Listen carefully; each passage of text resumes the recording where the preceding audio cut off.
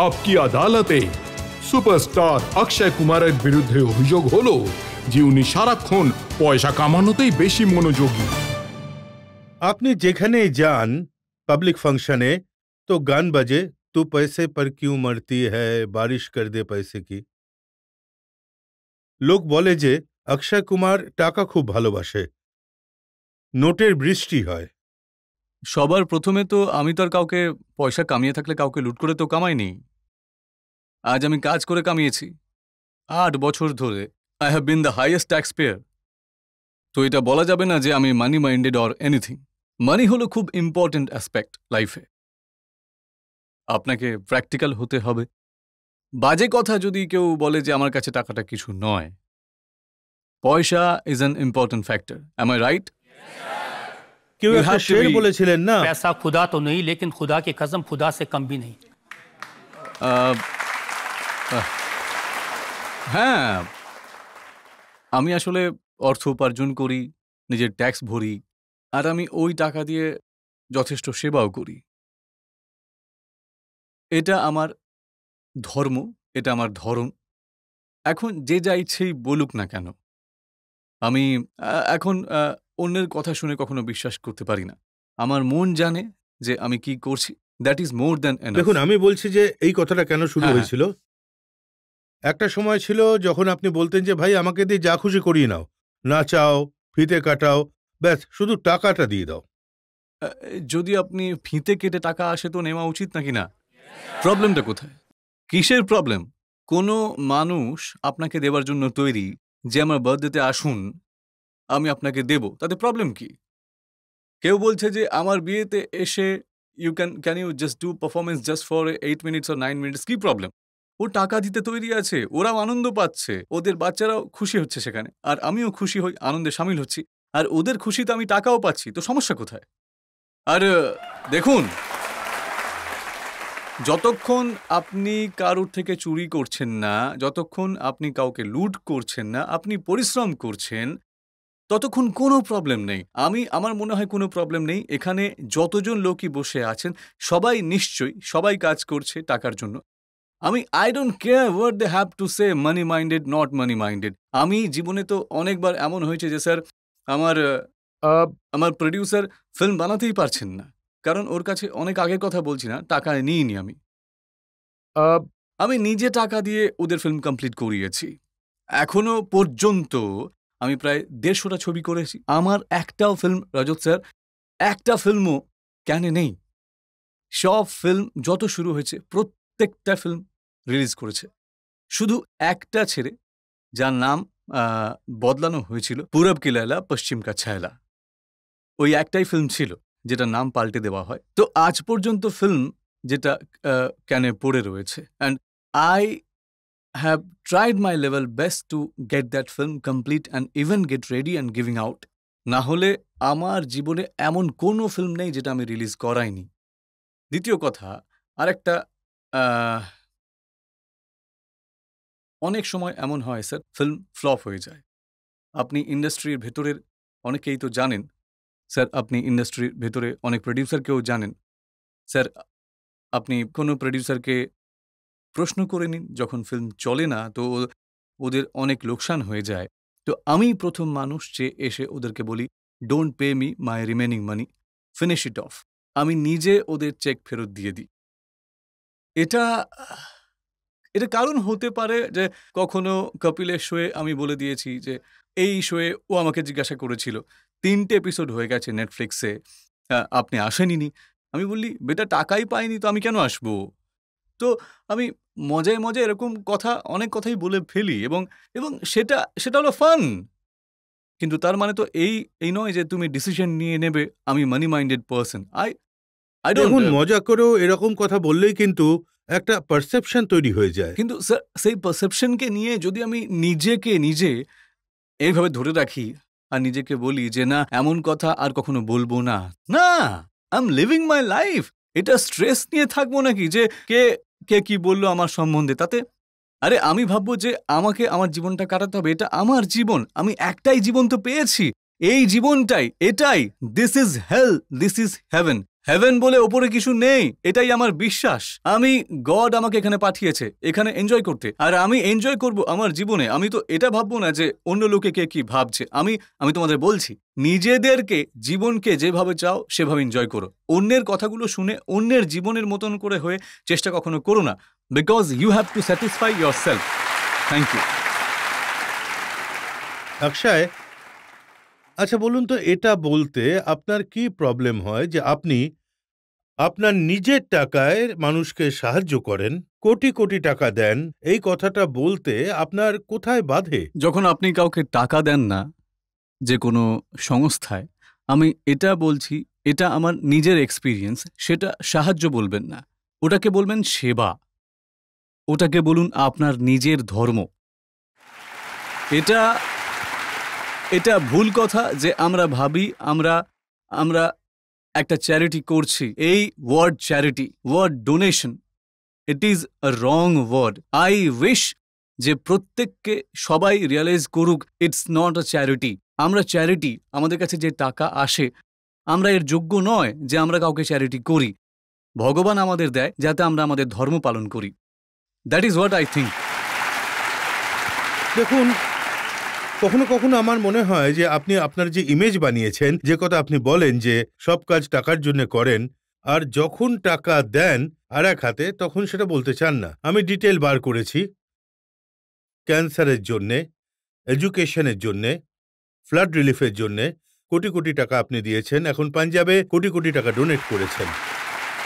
কিন্তু আপনার যে মাচো ইমেজ আছে সেটা আপনাকে বাধা দেয়। আর এসব বিষয়ে কি করে কথা আমি বলবো? বলেছি না আপনাকে, আমি কাকে বলবো? কিরকম মূর্খের মতো লাগবে যদি আমি বলি যে আরে আমি এত টাকা দিয়েছি, আমি এটা করেছি, আমি ওটা করেছি, আমি সুযোগ পেয়েছি সেবা করার, সেবাটা করেছি। আমি এটা বলি না যে আমি এখন আপনার কাছে এসেছি, কাগজ আছে, না হলে I wouldn't want to talk about it. It is my goodwill. এটা আমার সৌভাগ্য যে যে আমি এই সুযোগ পেয়েছি। আমার কাছে যে ফিগার আছে, গত 7 বছরে আপনি ৭৬ কোটি টাকারও বেশি সেবার জন্য দিয়েছেন। আর কেন এটা প্রকাশ্যে আসা উচিত? কারণ যখন আপনি এটা বলেন মানুষকে, তখন অন্যদেরও ইন্সপায়ার করেন সেবা করার জন্য। এটা আপনি বললেন তার জন্য ধন্যবাদ। আর এটাও সত্যি যে মার্শাল আর্ট আপনি মেয়েদের শেখান, ফ্রি অফ কস্ট শেখান। আমি যে ট্রেনিং করাই, শুধু মার্শাল আর্ট নয়, বরং ওদের মার্শাল আর্টের সাথে সাথে আমি আপনাকে বলছি, যেমন আমার যে স্কুল রয়েছে না, সেখানে কেউ ইউনিফর্ম পরে মার্শাল আর্টের ট্রেনিং করে না। আমি যদি একটি মেয়ে শাড়ি পরে কাজে যায়, তাহলে আমি তাকে বলবো যে শাড়ি পরেই আসুক ট্রেনিং করতে। যদি তুমি স্কার্ট পরে চাও তাহলে তুমি স্কার্ট পরেই এসো, জিন্স পরে গেলে জিন্স পরেই এসো। বিকজ এটা তো হতে পারে না যে আমি ওদের বলবো ট্র্যাক প্যান্ট পরেই এসো, আর আমরা ওদের এমন কিছু মারপ্যাঁচ শেখাবো, অ্যান্ড তারপর যখন বাস্তবে ওর প্রয়োজন পড়ে বলবে যে 1 মিনিট আমি ট্র্যাক প্যান্ট পরে আসি, তারপর করব। তো my way of training is very different. আমি শেখাই সমস্ত মেয়েদের, আর যে ধরনের ইউনিফর্ম ওরা পরে, and that's the way. And আমি খুব কৃতজ্ঞ, আমি একজনের নাম নিতে চাই, মেহুল ভোরা বলে।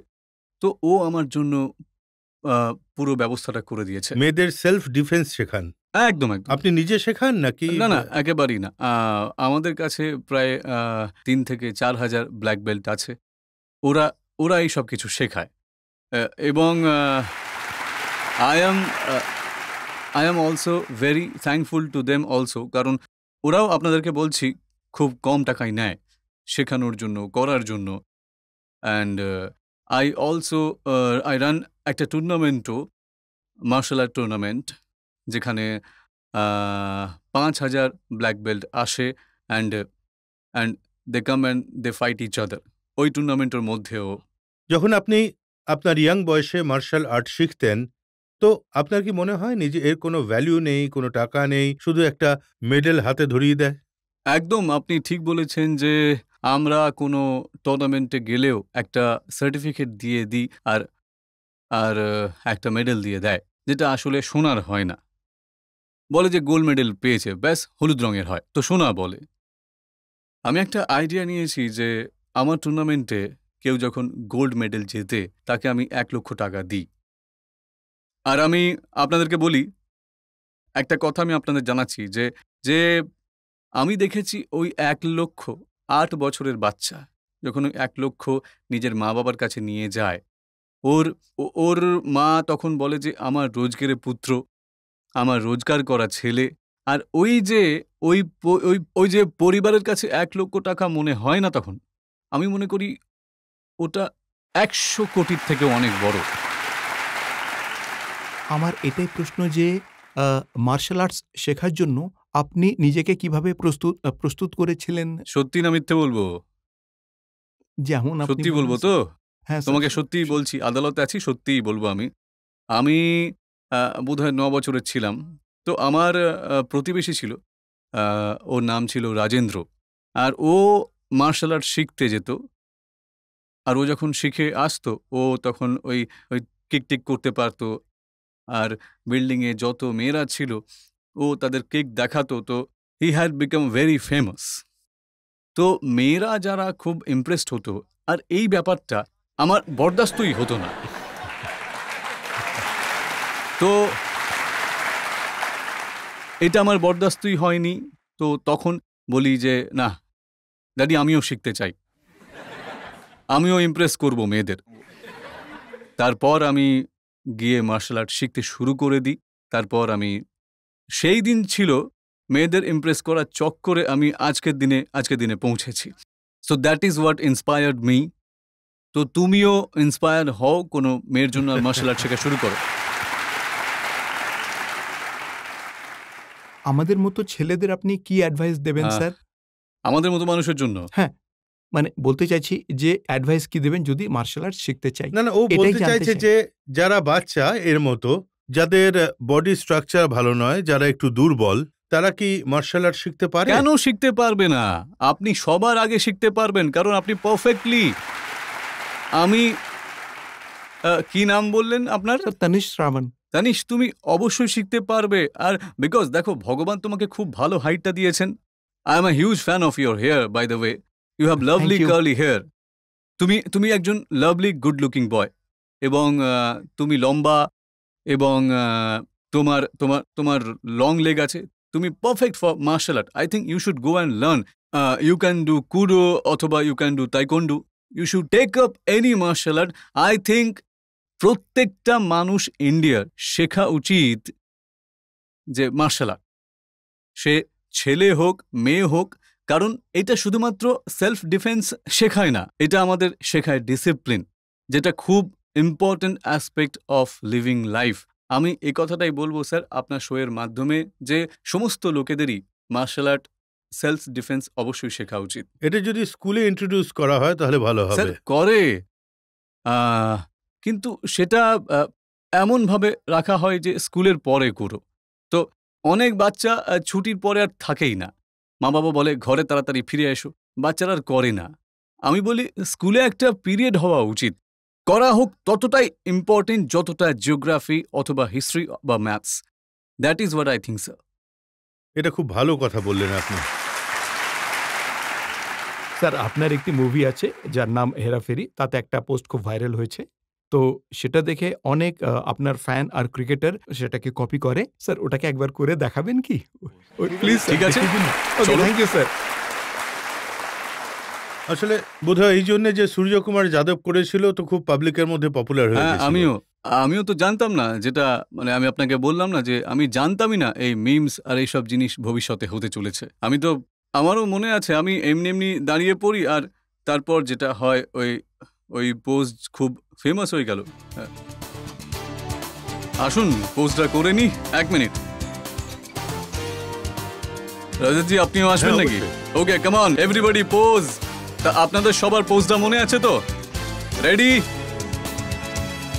On your mark, 1 2 3।